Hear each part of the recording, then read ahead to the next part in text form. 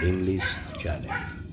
I-update ko lang itong aking mga alagang 32 Muscovy ducklings na ngayon ay nakaseparate na sa mga 4 na dumalaga na sina Veronica, Valentina, Victoria at si Vivian.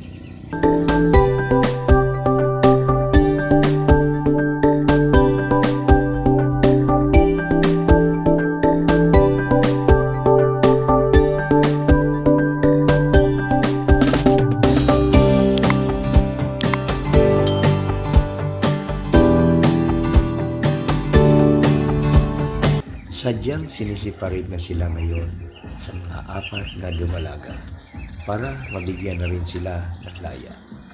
Kasama pa rin ang kanilang ina na sina Amanda at Carolina.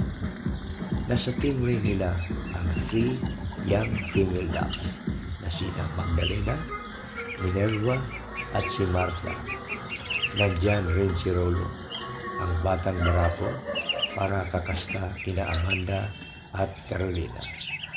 Si Barbara nga pala, hindi na kasama kasi merong malagim na istorya sa kanya.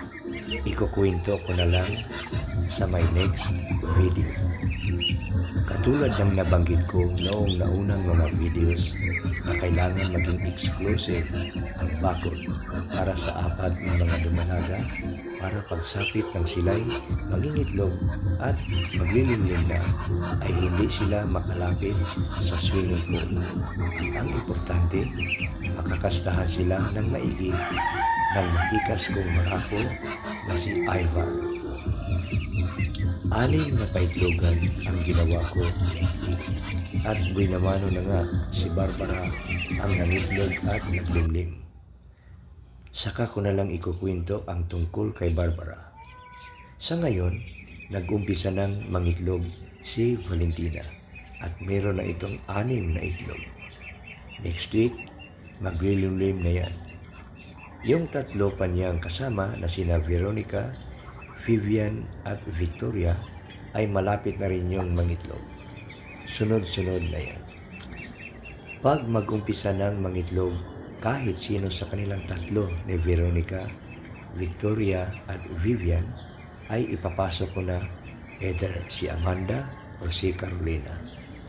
Alam ko, nakastahan na rin yan sila ni Rolo.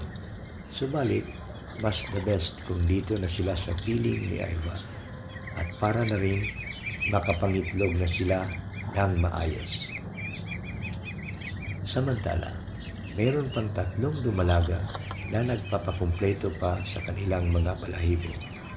Maybe next month pa ito magpakasta.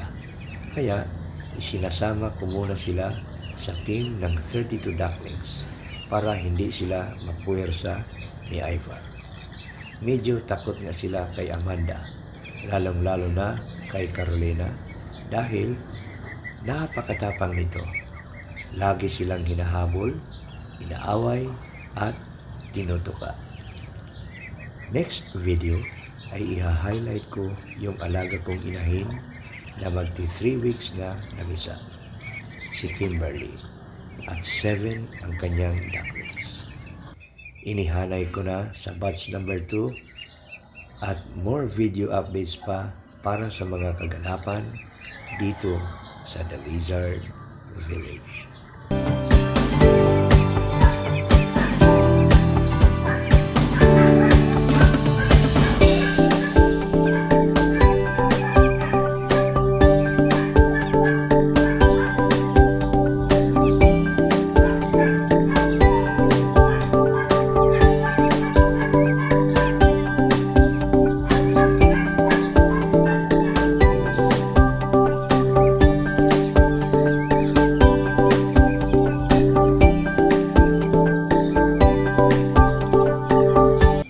That's it for today's vlog.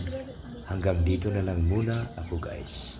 Samantala, kung bago ka pa lang sa channel ko, please don't forget to like, share, and subscribe. At pakihit na rin ang notification bell para updated ka palagi sa lahat ng mga videos na i-upload ko.